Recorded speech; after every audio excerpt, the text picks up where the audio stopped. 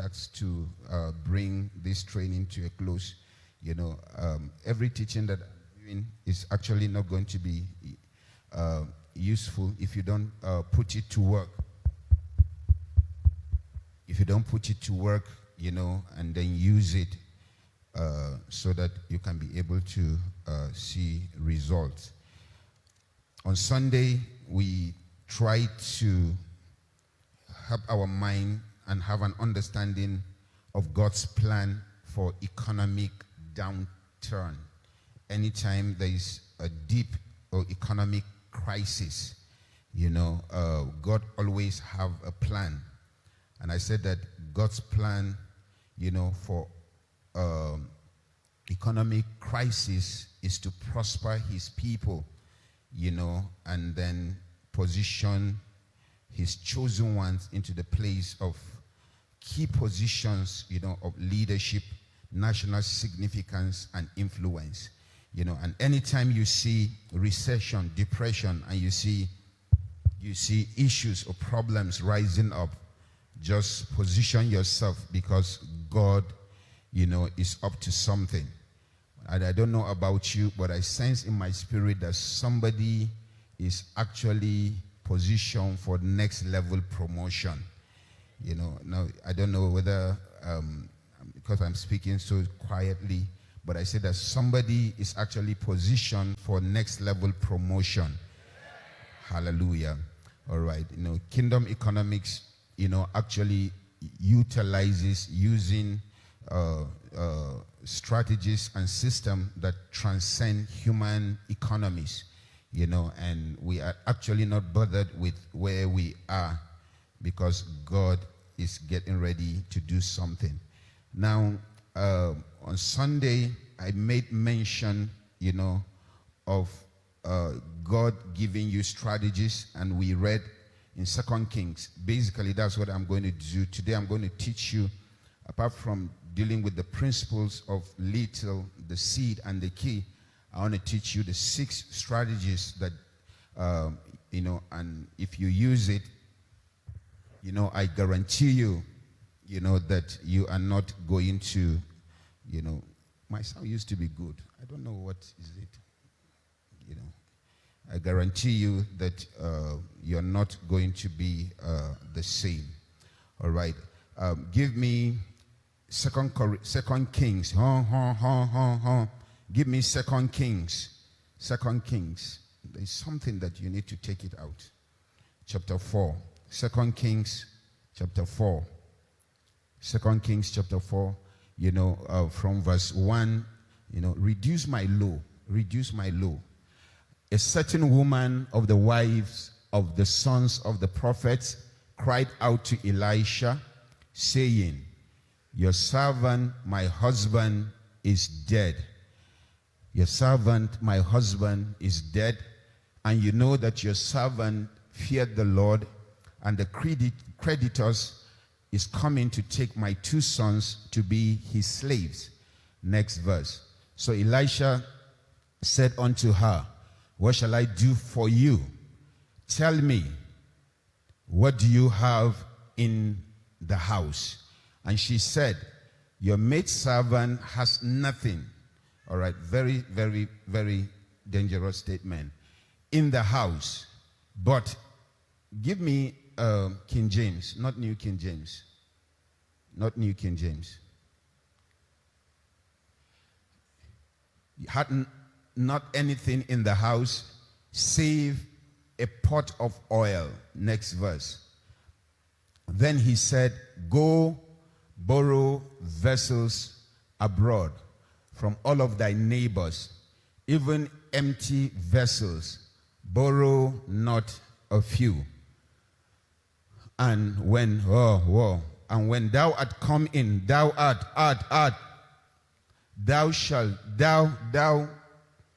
shalt shut the door upon thee and upon thy sons, and shalt pour out into all those vessels, and thou shalt set aside that which is full. Next verse. So she went from him and shut the door upon her and upon her sons, who brought the vessels to her, and she poured. Next verse. And it came to pass, when the vessels were full, that she said unto her son, bring me yet a vessel. And he said unto her, there is not a vessel more. And the oil stayed. Last verse. I had to read all of that. Maybe they could help me with this. Then she came, she came and told the man of God, and he said, go, sell the oil, pay thy debt, leave you and your children, of the rest, of the profit. Leave, on the rest. All right. Now, on Sunday, we said that few things you're supposed to notice. The prophet, number one, did not give her money. All right. But he actually gave her a strategy to get wealth. The challenge with people is that anytime you come, God is going to give you power to get wealth. He might not necessarily give you money. Later I'm going to help you to know the difference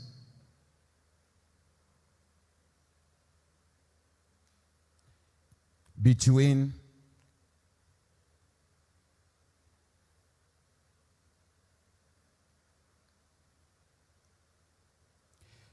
source and supply. All right. And your ability to understand that difference, matters a lot. The second thing that we said, is that she already had, what she needed, is within her. And the third thing we said that is that the woman went from, debt and imminent destruction to debt-free, and she prospered using 7 key steps. Stop doing anything. Stop anything. I will preach with this. All right. Now, few things before I give us the strategy. If you're writing, I want you to write this: little things. I want to give you and allow you to have an understanding of 3 principles. Little things. If you write little things, I want you to write in a bracket, really matters. Little things really matters. Look at your neighbor and say, neighbor, your miracle is in little things. All right. Now, little things are actually key to big things in life. Most often we miss out looking for the big, but God never comes in through, with people that devalue, disrespect, never honor things that are small. All right. Remember, God is a God of principle. Inasmuch as his hands are not short, his power, all right, but his hands are controlled by his principles. All right. He's a respecter of principle. And if God is going to do anything to you, he's going to give you principle, because once you have principles, then you can recreate and create, miracles anytime that you want. All right. Because the principle, activate or create miracles. All right. Now, in the principle of little things, you have to know that little things are actually key to big things in life. Whenever, I don't know whether you're here and you have a key with you. Anybody with a key? All right. A house key, a door key, anybody with a house key or a door key. All right. Anytime you pick up a key, all right, keys do not look like the doors they open. All right. All right. Keys do not look like the doors they open. Keys are usually much smaller than the doors they open. They are not, in proportionality, they are not the same. Keys don't look like the wall they give you access to, or the possibilities in which they release you. All right. So if you're looking for a big door, what God is going to give you is going to give you a key. All right. If you're looking for opportunities and possibilities, what God is going to give you is going to give you a key. Because Come on, put your hands together. Somebody is getting it. Somebody is getting it. All right. Because most often keys don't look like the access or the possibility that they ignite. Immediately you get the key, they open up, something strong. They are small and they are aesthetically unrelated to the things that they open or they are actually trying to do. All right. They look small. If you neglect them, refuse to recognize them, you will be banging on the door, but nothing will happen. Your respect to it, as small as it is, exposes you to opportunities and access, to doors that, most of you are praying and you're not entering into the answer to the prayer is because the answer is in the key and you neglected it. You're looking for something heavy, big to drop, all right? If you neglect the key, if you undermine a key, if you fail to value a key, if you lose a key, then you are going to lose opportunity to penetrate into the next level. Yes, somebody got it. Come on, put your hands together. All right. So in principle of small things, you have to know that if I, whenever, let's assume I want to give you my house. If I say that I'm giving you my house, all I needed to do is to pick the key to my house and give it to you and describe to you the location of the house. And all you needed to do is to follow the description of the location, use the key, and you're going to get in. That big thing responded to a key that I gave you. Come on, put your hands together. I say, come on, put your hands together. So if you ask God to give you a house, what God is going to give you is a key. Wow. Come on, put your hands together. That's why his principle, that's why one of the most powerful things that is happening is this meeting. Because in this meeting, you're receiving principle, precept, concept, keys. And those are the keys that will ignite. Because when she came, she was expecting money. God said that no, it's not money that you need a key. You need a strategy. Because if I give you money, it's going to feed you for a day. But if I give you a strategy, it's going to feed you for a lifetime. If I give you a key, a principle, come on, put your hands together. The reason why you are broke, collecting money every month, is because some principles you don't have, some keys you don't have. If you ask God, look at your neighbor and say, neighbor, recognize the key. All right, okay. So he's going to give you a key and he's going to tell you where the house is. What that means that God is going to tell you where to go. Your ability to honor and respect instructions are vital. Every of your next level is hidden behind instruction whenever you're given a key. There's a description of where you're going to. Description. Everything that broke this woman into wealth were in keys and instructions and in where to go and what to do. The only thing she did was to just obey and do exactly. Am I talking here? God is going to give you a key and he was going to tell you where to go and what to do. Your ability, am I talking in house of refuge? If you can't value little things, you will never have big things in your life. Let me say it again. If you come inside 10,000, inside that 10,000 is 100,000. Inside that 10,000 is a million. All right, later I'm going to show, of course, I keep saying it. I borrowed 50,000. In less than a year, I generated 2 million. When I collected that 50,000, all right, inside it, the 2 million was inside it. My ability to value it, recognize it, honor it, use the keys and the principle will open up and ignite and explode what is inside that 50,000. Come on, put your hands together. Once I don't know the principle, that 50,000, I can bring it down to zero and still go looking for money to borrow. But if I know principles and keys inside that 50,000, and then, of course, later I'm going to show you because by the time I hit 2 million, I became stupid also. I bought a car. I'm going to help you. Some of you, you have to pay me for some information that I'm giving you. Look at a neighbor and say, neighbor, principles are everything. All right. So when you're dealing with, basically it's dealing with the principle of seed time and harvest. The second principle, before I take you into strategies, I want you is the principle of the seed. So if you're writing, I want you to write the seed.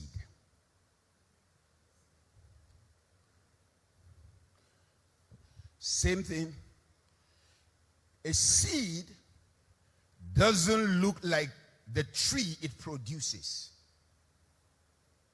Anytime you see a big tree, find out the seed of that tree. A seed doesn't look like the tree, it produces.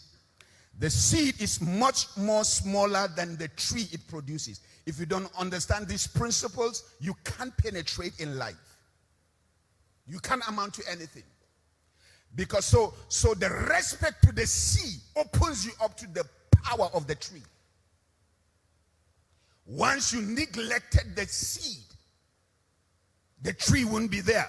However, don't make a mistake of underestimating, belittling, disregarding, or losing that seed. When you lose the seed, then you lose the tree. But on the tree is the fruit. In the fruit is the seed. So anytime God is going to do something, okay, that's where the power of seed and harvest. Anytime God is going to do something, that's how he begins. He begins to allow, all right, the tree is in the seed. Look at your neighbor and say, neighbor, the tree is in the seed. Oh, okay. Now, hold the hand of your neighbor, pull it like you want to pull it. Say, neighbor, wake him up. Say, neighbor, the tree is in the seed. Yeah. What that means is your million flow is in that your salary. Your next level is in that. What am I talking here? Everything that you're looking for is in that seed. While you belittle it, you are angry with it, you're abusing your employee, yeah, you are never allowing the potential in that seed to come forth. But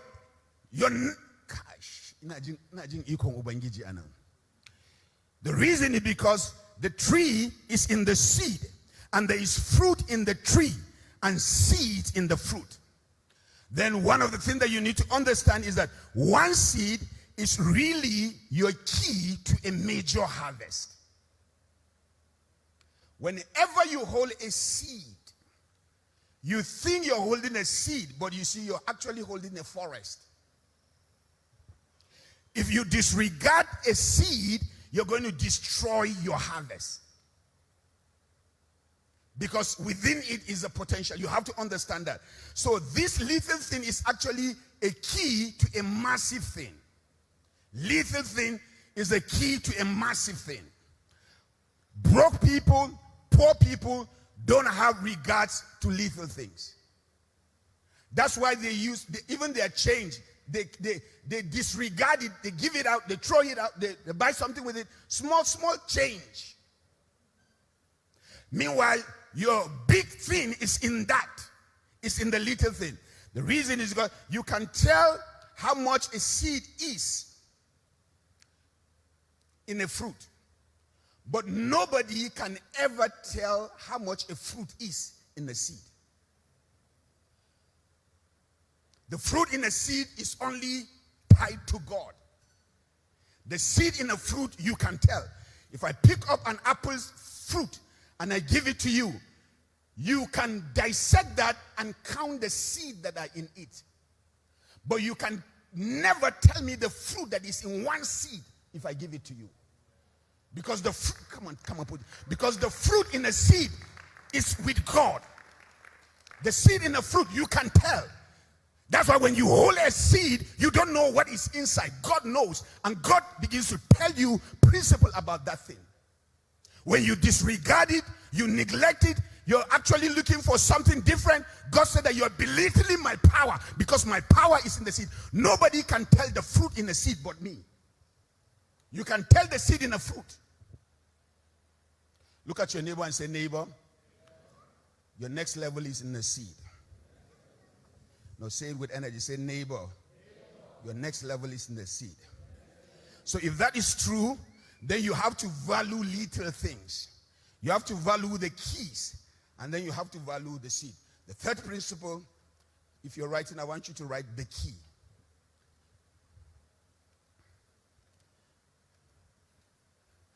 I'm going to finish everything I came to do today because I'm not teaching on Sunday. Is that okay? Is that okay? Yeah. Some of you, you're going to thank God that He made it possible for you to be in church today.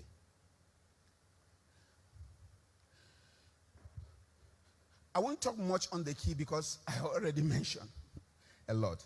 Something you already have from God is the key to everything that He promised you. Everything that God promised you, you already have it. Everything. Everything that God promised you. Some of you, you're praying, but everything that God ever promised you is all right.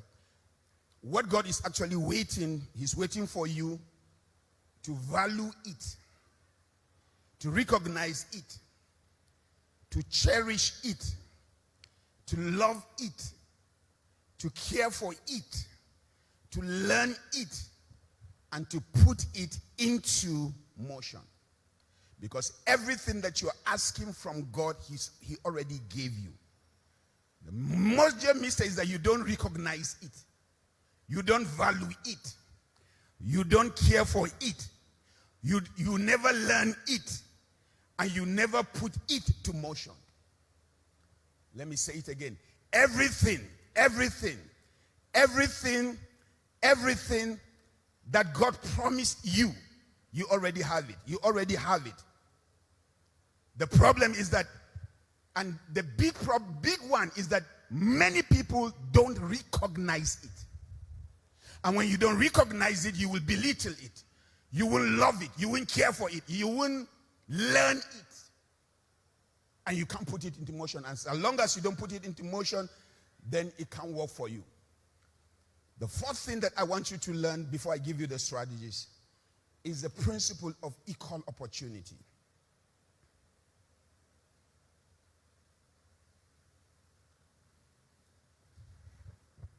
When you look at the creation and you look at God, God created an abundant world in which everyone has opportunity to survive and to thrive. Look at me. Nobody is created to be broke in this life.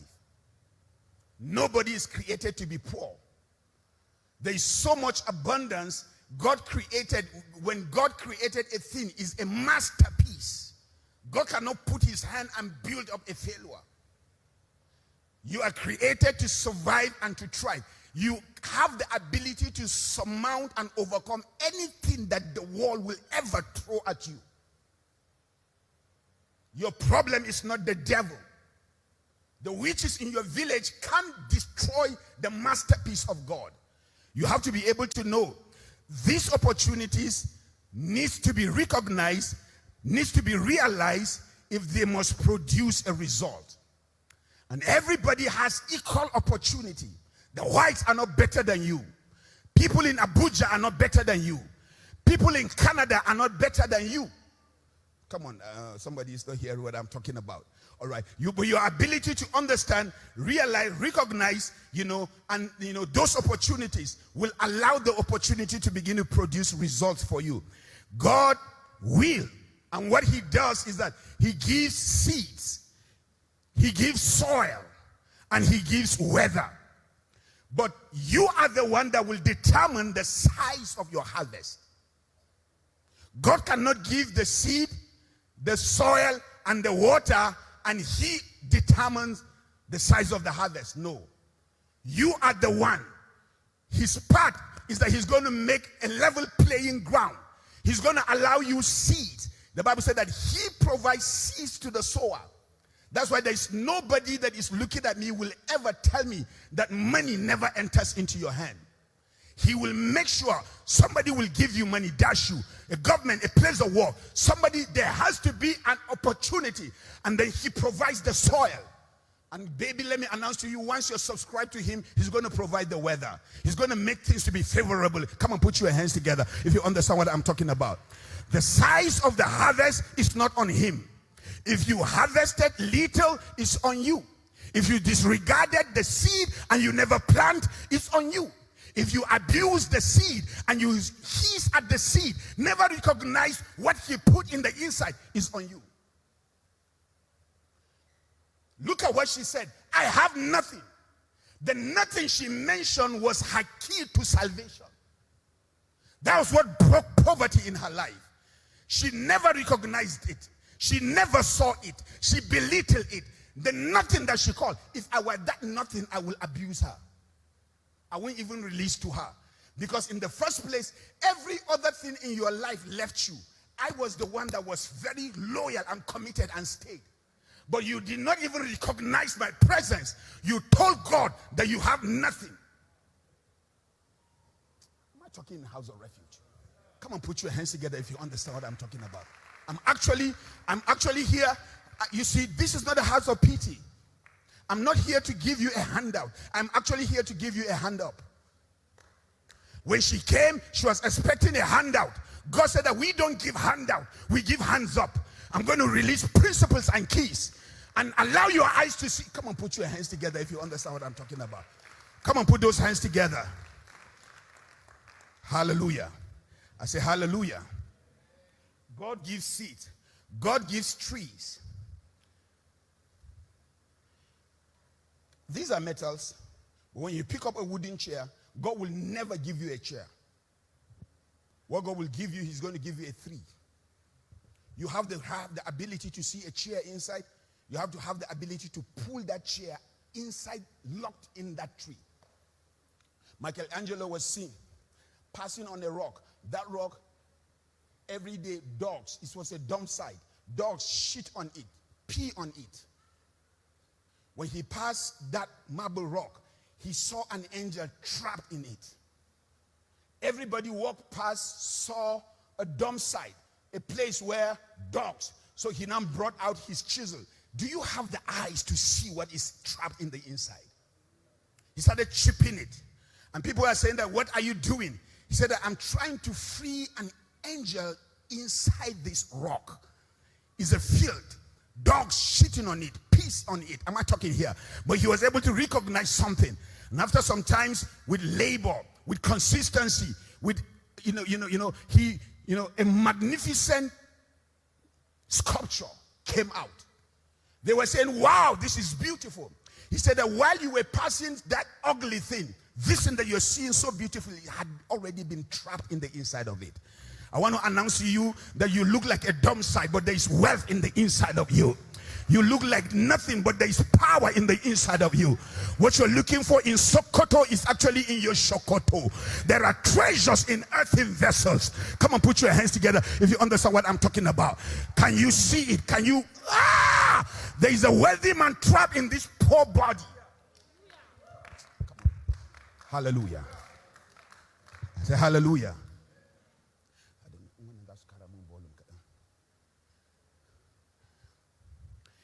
The tree has a potential to build a boat, to build a house, but all that it has is potential. Potential is powerful. I already said that keys don't look like the doors. Doors, the major problem with, when you're praying for doors. What are doors? Doors are actually sometimes, they are opportunities to survive and thrive. But when a door arrives, how do you recognize it? How do you know? Most often, doors look like ideas. They look like projects. They look like people. And they look like places. And so you might be praying for God to give you an open door. He's going to allow idea, but you neglect it. He's going to allow somebody to come around you. That's a door, but you never recognize it. He's going to allow a project, a work to come into you, but you never recognize it. He's going to allow you into a place. It's a door, but you never recognize it. Come on, put your hands together. I said, come on, put your hands together. While you're drinking and until you are looking for power, God is answering you in ideas, in people, in places, in projects.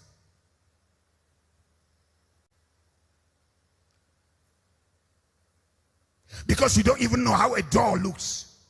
The doors of opportunities, they don't look like a door.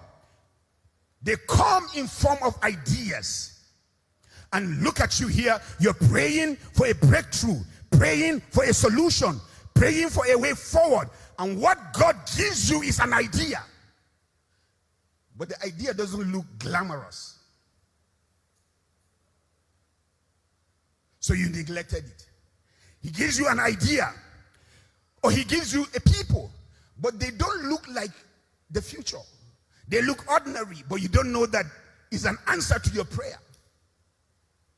He allows a project. He allows people coming into your life. Some of you, people enter into your life that are your salvation tomorrow, but you neglected them. Meanwhile, you're asking God for a breakthrough. When you're asking God for a breakthrough, God sent a man. Somebody came in. He doesn't dress well. He doesn't look good. He might be hungry, but you abused, neglected, moved away. You never knew that. I'm not talking here. Because when you're looking for a door,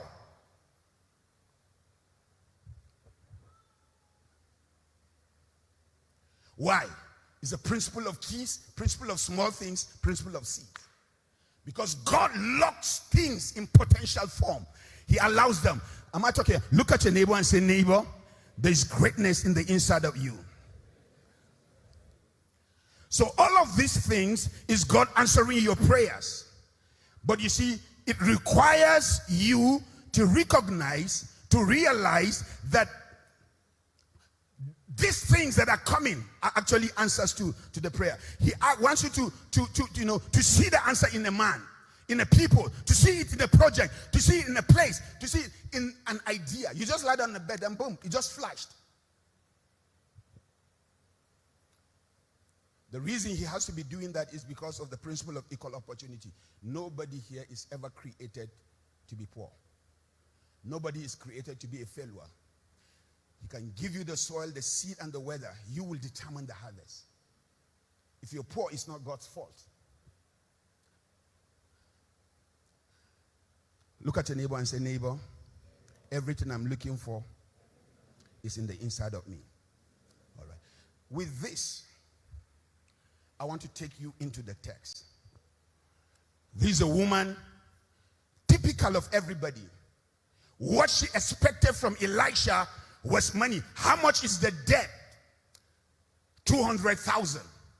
It's okay. This is a check of 200,000. Go pay the debt. Take 50,000, buy things so that you can eat. She's going to take that money, give it to the creditors, use that 50,000, and she's going to come back to square one. And where she was she was broke, and she's going to stay there broke. Why? She received a hand out and not a hand up. But God will never give you a hand out. God will give you a hand up. God will give you capacity to be in a place where you will perpetually produce wealth. Somebody say, how do I know? John, Peter were going into the temple. Somebody was tied there every day receiving alms so that he could eat for that day. Every day they were giving him a hand out. Peter said that my God doesn't give a hand out, he gives a hand up. Silver and gold I don't have, but what I have I give to you. He stretched his hand, pulled him up, gave power to his legs, capacitated him so that he can walk and get a living for the rest of his life. And that was the last time he was begging, because he was positioned for wealth. Why? Because he gives him a hand up. And hand ups are in strategies, they're in principles. Yeah, come on, put your hands together. Don't give me a fish, teach me. Don't give me a mango tree, give me a mango fruit, give me the tree. Don't give me a bucket of water, I need the well.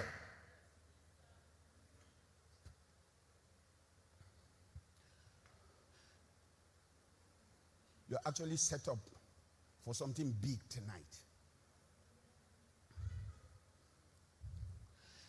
So this woman came to her end. She was down to nothing, just like maybe many that are. Her main income stream was cut off. The other one that she was depending on, about to be cut off. Literally down to nothing. Most people are in this place. Down to nothing. You survive on a daily basis or on a monthly basis, down to nothing. And she cries to the prophet. There are 7 strategic principles that is outlined in this place. If you are going to come out of recession, poverty, economic crisis, the first strategic principle, number 1, is that you must look up. You must look up. Number 1, look to God. Look to God. You are among men most miserable if you don't have a place in God. You have to look to God. She took her problem to the prophet. You have to know the right place to go. And I'm not talking about this 21st century that is happening. No. Okay. When we talk about going to the prophet, it means she's looking, because at that time, the prophets are the representative of God on earth. Even if you never access a pastor or a prophet, you have access to a God. He's in the inside of you. All right. So you know that there's a prophet, Google, see. No, that's not what I'm talking about. I'm talking about your ability to connect with God. She was saying, only God can help me. Let me announce to you, there are some situations in this life, only God can help. If you have never come to that place, continue living. There are situations, yeah, you want to clap? Come on, clap. There are doors, there are situations. She was looking for divine intervention.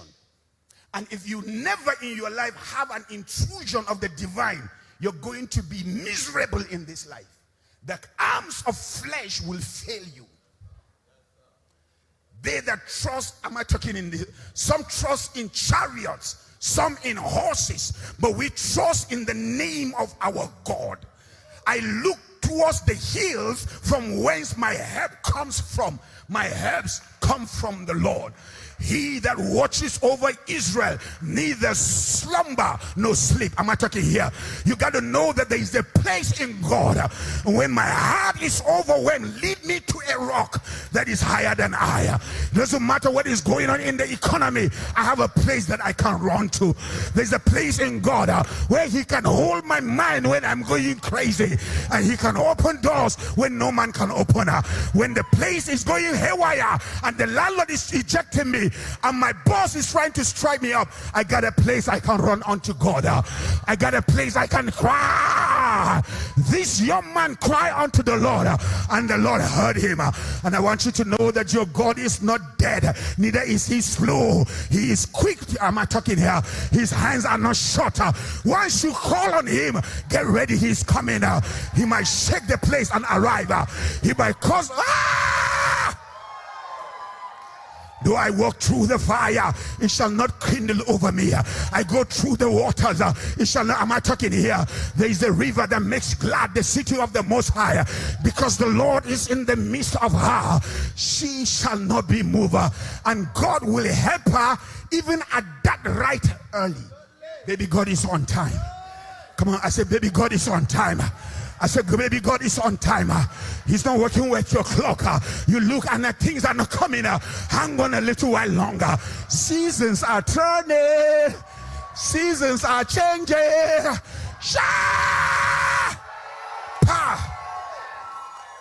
Look up unto God.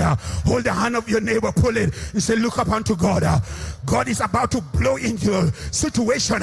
He's the lifter of your countenance. He's the sustainer of your life. I have a lot of things to do. God is about to show up in your life. He will show up and show forth. Hallelujah. I say hallelujah. Kasaze Girgiza, he's about to appear in that cell. Jakize Imagana, he's about to appear on that cell. He's the seventh man and he's the fourth man in the fire. Am I talking in house of refuge? I know you have cried. I know things are so tight. Look up. Don't look up.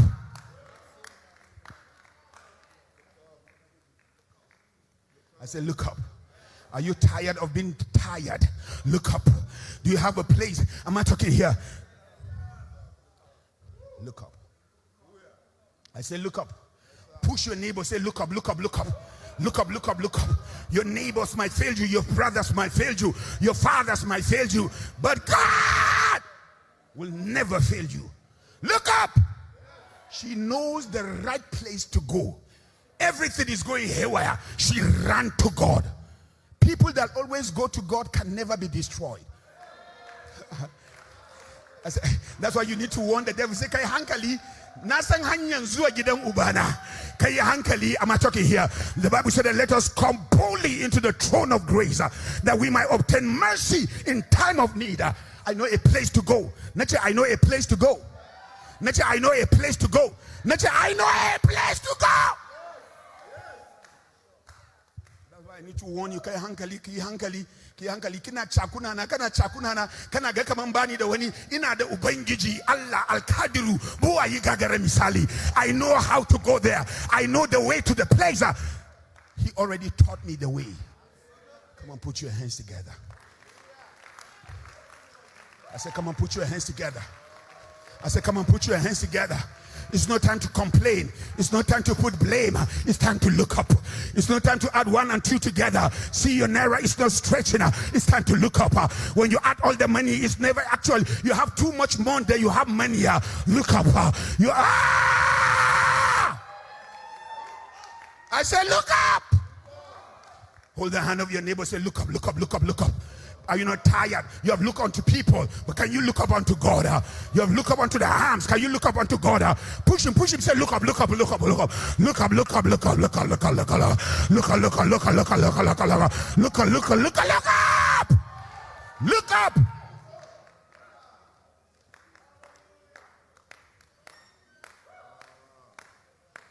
As a first strategy for financial turnaround is to look up. The first step.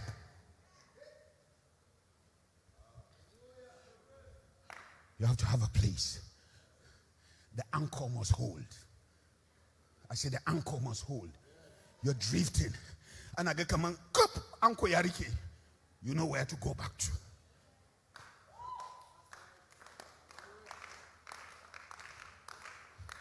That's why I will warn you, don't laugh at me too long. Rejoice not over me. When I fall, I'm going to rise. When I stay in darkness, light is going to come. Don't laugh for too long. By Kinka Zesari Guntukashi, I know the road.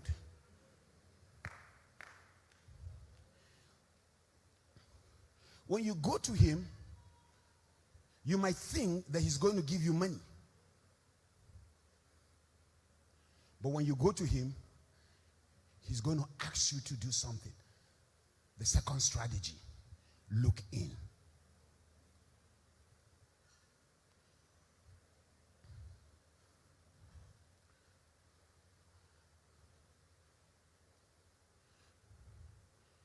It's the right place to go. But when you go to him, come on, put your hands together. The prophet instructed her to conduct an internal audit and to search her house. Because everything that you're asking God to do for you, he has already put in the inside of you. It's in your house. It's awaiting recognition. So he asked her to do an internal audit and to search her house and find out what she had in her house. You can add this.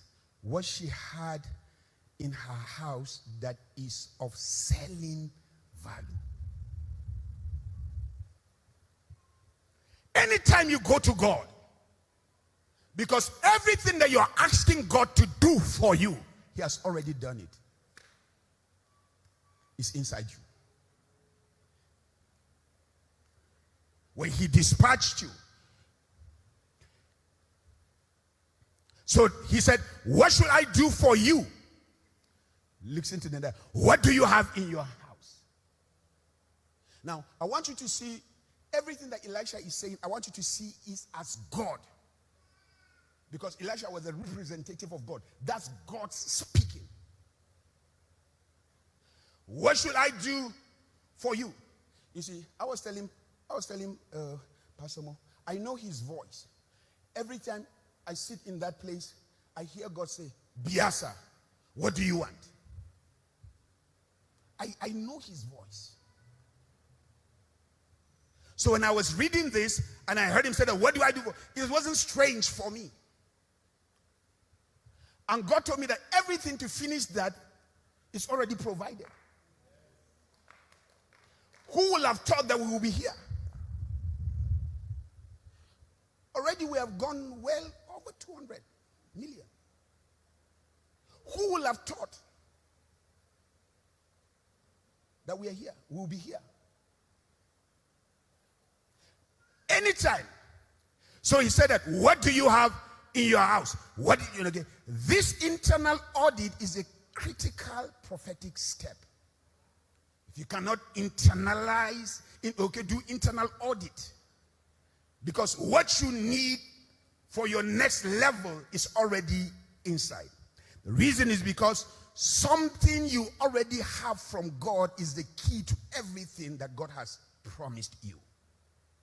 Let me say it again. Something you already have from God is the key to everything that God has promised you. Let me say it again. Something that you already have from God is the key to everything that God has promised you. So you have to do internal audit. You will not realize you have something until you look into your life. And when you're looking into your life, there are certain things that you need to say. You need to ask, what skills do I have? You need to say and ask, what knowledge or experience or expertise do I have? You have to ask and ask yourself, what networks do I have access to? What relationships do I have? You have to, and as you're asking that, you have to have a pen and write, because you're doing internal audit. Because everything that God promised you is actually tied to everything that he has put in the inside of you. What skills do I have? What networks do I have? What relationships do I have? What knowledge? What experience? All of those things are actually key that will unlock big doors. Go into your house, take an audit of what you have. What do you have of selling value? You're in one room, you're renting. There's something in you that can build you a mansion and make you a landlord. It's inside you. What do you have? You have come to a week's end. I was in school, I was teaching. At that time, I started 11,000 as a graduate assistant. You know, raised it to like 20, then later 34. You know, that cannot handle having, not pressure. You see, people think that if you're a pastor, you have to get married. There are some people that are wired actually not for, So and then you can't get married and your income has not increased. If you're collecting 11,000 and 11,000 for 1 year, 2 years, don't marry at the same level of that income. If you want to get married, then raise the level of the income. If place where you are working will not raise it, create in you avenues to raise that money. Come on, put your hands together. The problem with people is that you're on 11,000. Then you married on 11,000. Then you gave birth on 11,000. That's sickness. I'm supposed to take you to psychiatric ward. Come on, put your hands together. You are not supposed to marry at the same level of your income. Where you walk, am I talking in house of refuge? You have to create another stream. Your income has to double or quadruple. Do you know what it takes to bring a woman? Everything is old. What number Jia can I get sabone? Can you use a shirt? I've been using this shirt for over about 2 years. Not women. Everything is old. Neither can you wrap. You are in dry clean. I'm normal. I'm good. Do I look good? I look good. This belt is about 4 years or 5. I use it. I bought this shoe last year, December. Every day you see me with this shoe, or you're not vigilant. It's just maybe sometimes I put the black, but this one, I fell in love with it. Every time I come, I have to put the shoe. Not women. You see shoes here na Zuban, and shoes here na was everywhere shoes, and they are looking for Bia Uku, Bia Hudu. Come on, the devil is a liar. Come on, put your hands together if you understand what I'm talking about. Go into your house, take an audit, because you may find the seed capital to start your new business, your new ventures right now sitting in your house. Number 3. I need to finish up, so I need to go fast. How many of you are happy you're in church? Yeah. When you look up, he's going to tell you to look in. When you look in, major problem with people, they don't recognize. Look at this woman. What do you have in your house? She did not recognize the oil. She said, I have nothing. Before she said except, it was there, but she missed it. It was an afterthought.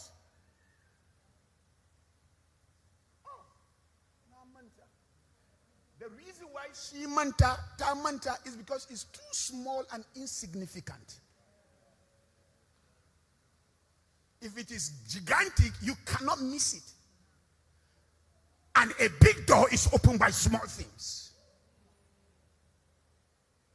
So when she missed the small key, the small seed, the small thing, chances are she was going to the prophet to look for money. She had the money already inside because the prophet did not give her anything. He asked her to audit what is in her house.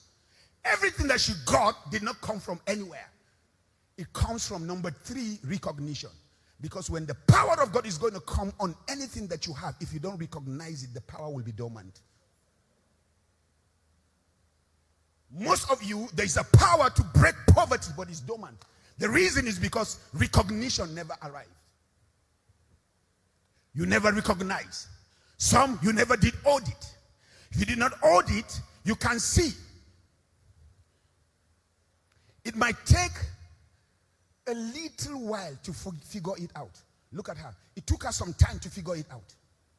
So you have to stay with it. You have to take an audit. You have to look. The woman said, I don't have anything in the house except a pot of oil. What an insult to that pot of oil. What an insult. If I were that pot of oil, I would talk. That's why most of your skills that are neglected.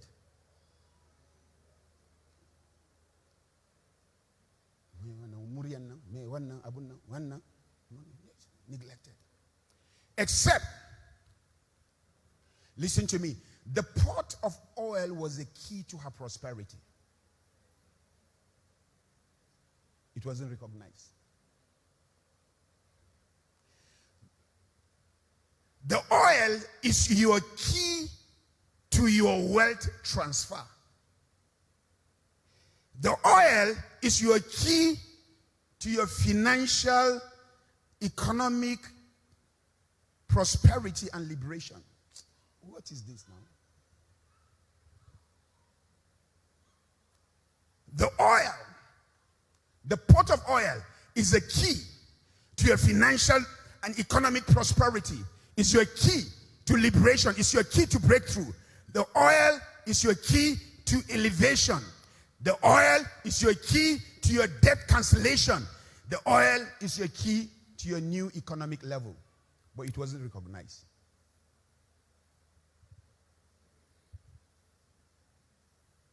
Look at your neighbor and say, neighbor. Come on, talk. Say, neighbor. Recognize. See, that one thing that seems insignificant. Well, you don't know what to touch now. Don't touch anything. That thing that you're overlooking, that thing that you fail to value is a key to your wealth transfer. That thing that you see that is small, that thing is a key to your next level. It's time to recognize it. If you don't recognize it, the opening won't be there. That thing. And that is what we call the law of recognition. Number 4.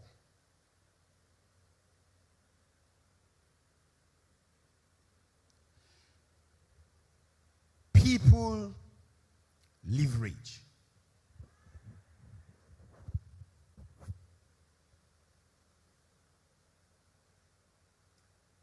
Look at what he says. He says, go borrow vessels. Now watch. You see, like her case, it's not a secret case. She's a wife to a prominent man. She's known.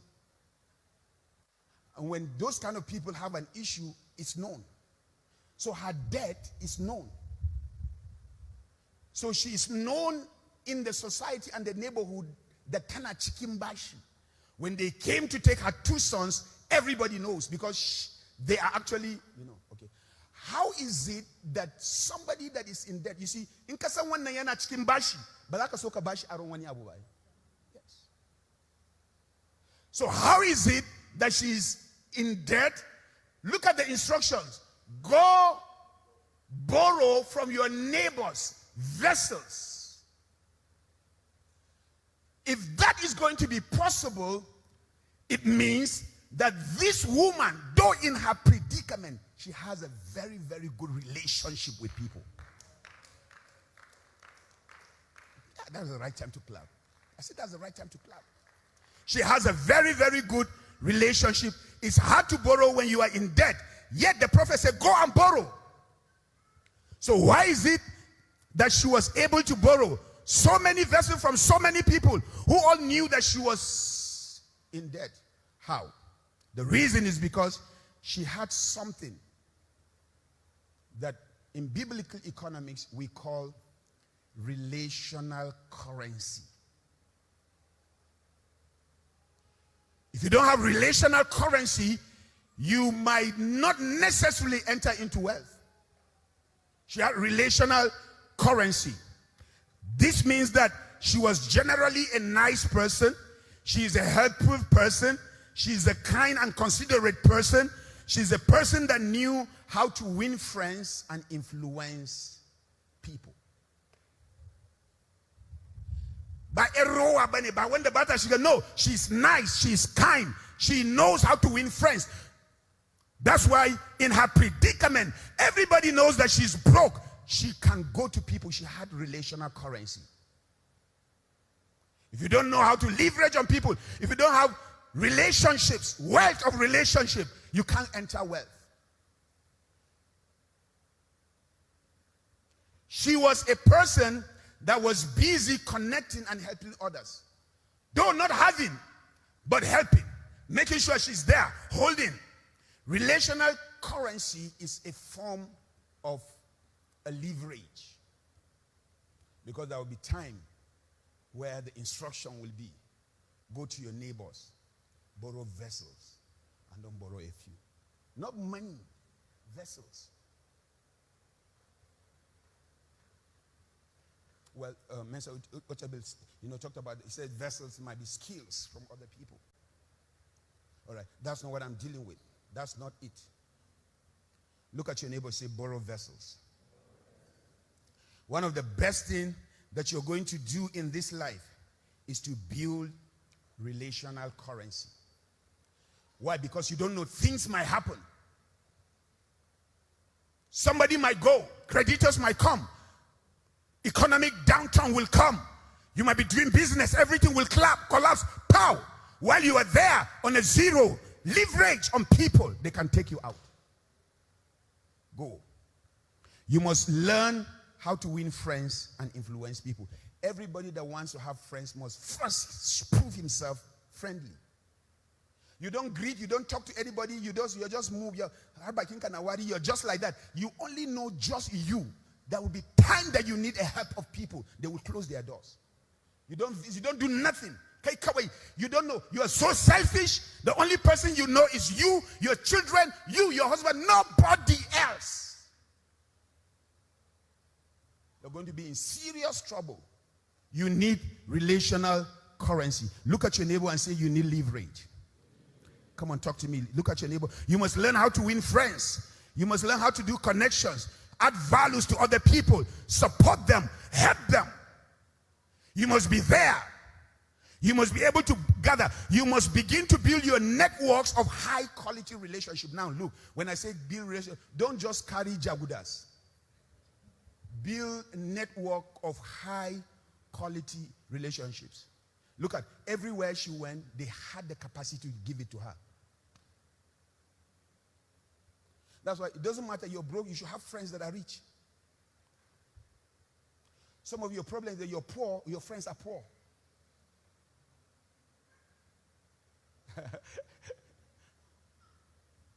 That's why you are poor. Because poor people have a language. So you're in a company of poor people, you're in a language of poor language, and you speak poor, you attract poor. Sometimes, take a rich man out for a dinner. Use your whole month's salary. Don't allow him to pay. Sit down and hear him talk. That's all. Some of you, when you come to a rich man, you're expecting him to give you money. That's where you're missing it. Sometimes come close to somebody that knows something better than you. Take him out for a lunch. Pay it. Hear him talk. Because where anybody is can be seen in how they talk. Come on, put your hands together if you understand. Build networks, high quality relationships. Because that is going to help you in bad time. She needed to borrow, she needed others to help her, and she was able to call on them in her time of need. She could put a demand, and they responded to it. Listen to me. The worst place that you can ever be in this life is to be in a position that when you need to call upon people, then you start apologizing to them for not being in touch.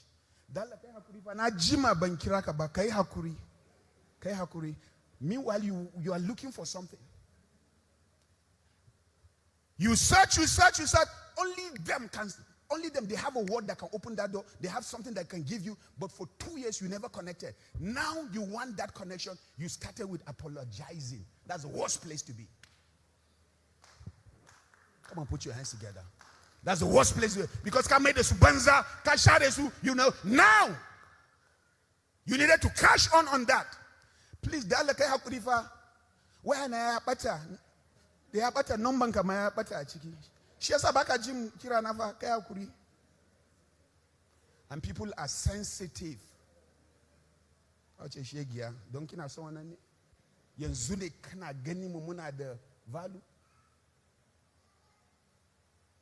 Hallelujah.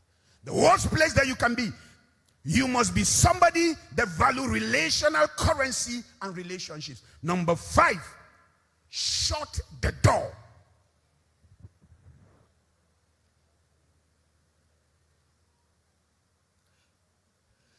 Instructions given to her. Borrow vessel, no follow if you leave it now. Next, shut the door. You see, shut the door, only you and your children.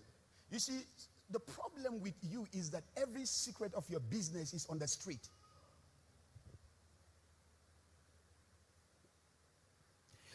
Before them, Jesse, them, I don't, you see, when I borrowed that 50,000 and turned it to million, though, later the business crashed, then we picked it up, And even when Jesse came and the Adon came, at first, none of them sees how much I bought those books. None of them sees how much, how I price. I only give them books, they only see price. They don't know the percentage in which I use. Later I taught Jesse. Then he started seeing the invoice. Because I now brought him to a level of trust.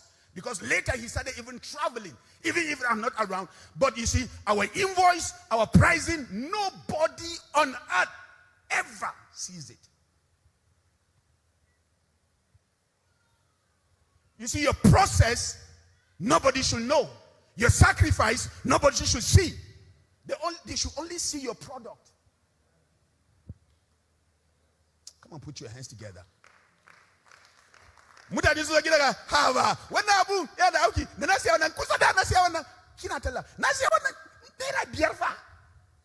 why you're selling it 30,000.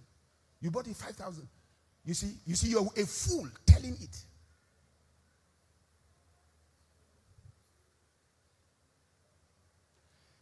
Every business owner, there are some things that have to be done behind closed doors. Your business is a secret process that produces the product in a consistent result.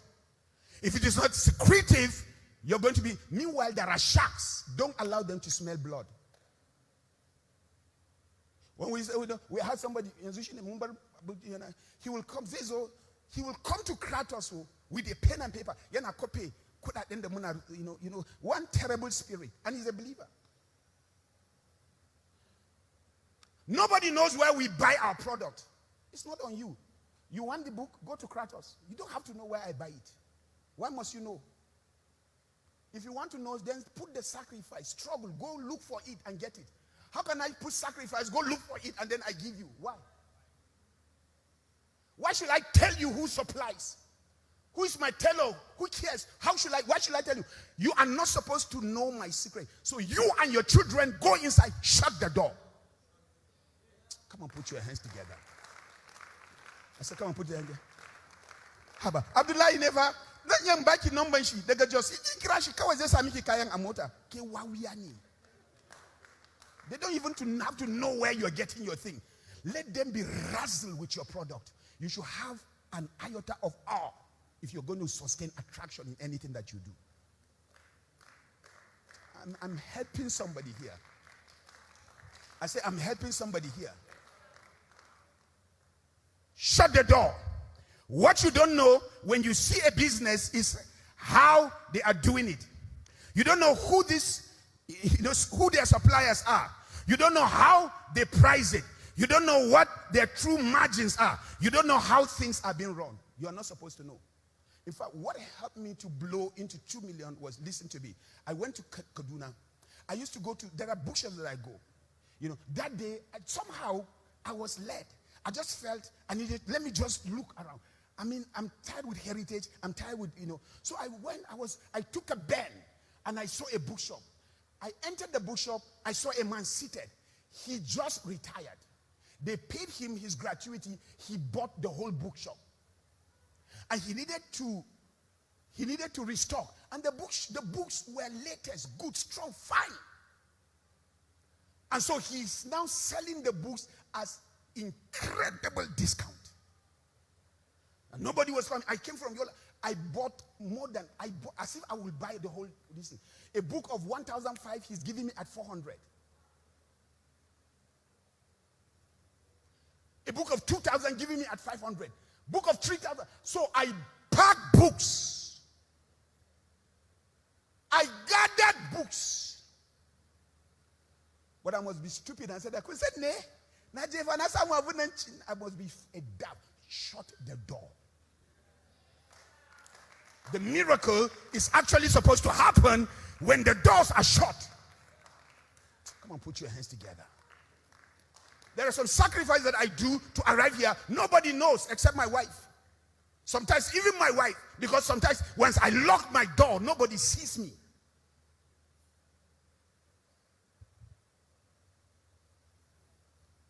You're just like that. You're just, shut the door. Look at your neighbor. Say, shut the door. There is a certain degree of secrecy around the process. Why should God say shut the door? There's a process that's about to. When she shut the door and poured, what she, experienced was a miracle.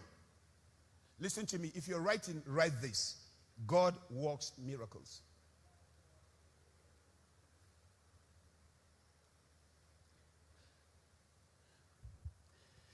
He not only healed the sick, listen to me, he also blessed a pot of oil. God is going to bless your hustle. You're not hearing what I'm talking about. God is going to, come on, put your hands together. There is something called a workplace miracle. God is going to turn your workplace. He's going to catapult you to the zenith. There is a marketplace miracle. There's a business breakthrough. There's a career acceleration. All these things are miracles. But listen to what God said. Shut the door. The miracle, listen to me, is happening behind the door. The miracle was not happening outside. The miracle already happened behind.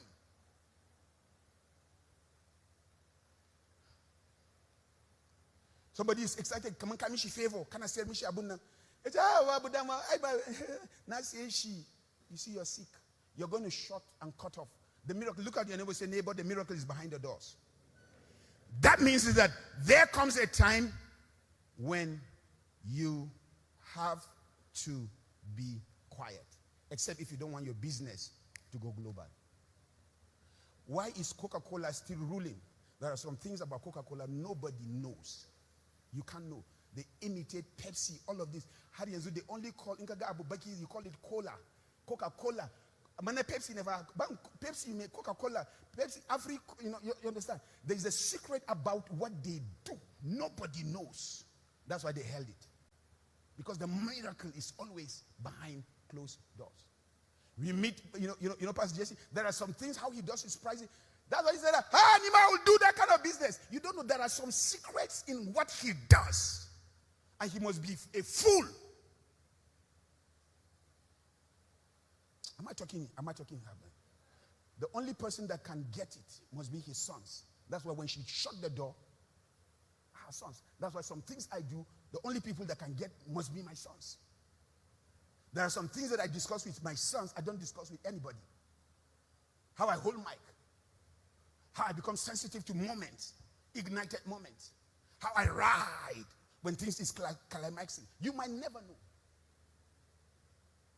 Why? Because things are not supposed to be in the open. There are moments that you have to be quiet.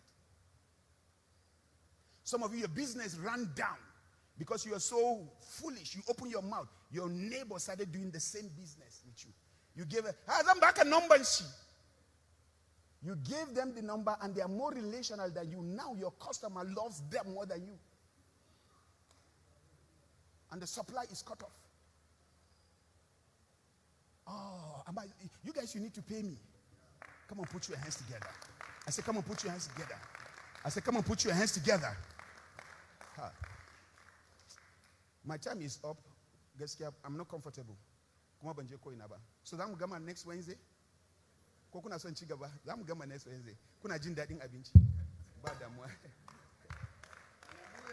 put your hands together.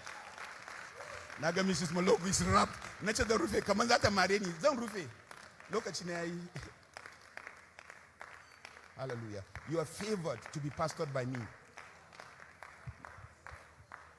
Hallelujah. I say hallelujah. This is a season of birthing greatness. We're bringing poverty to an end in every life in this church. We're crushing it, bringing it to an end. We're picking principles, keys, and seeds. If it works, we will walk it. We're going to drive the devil out of the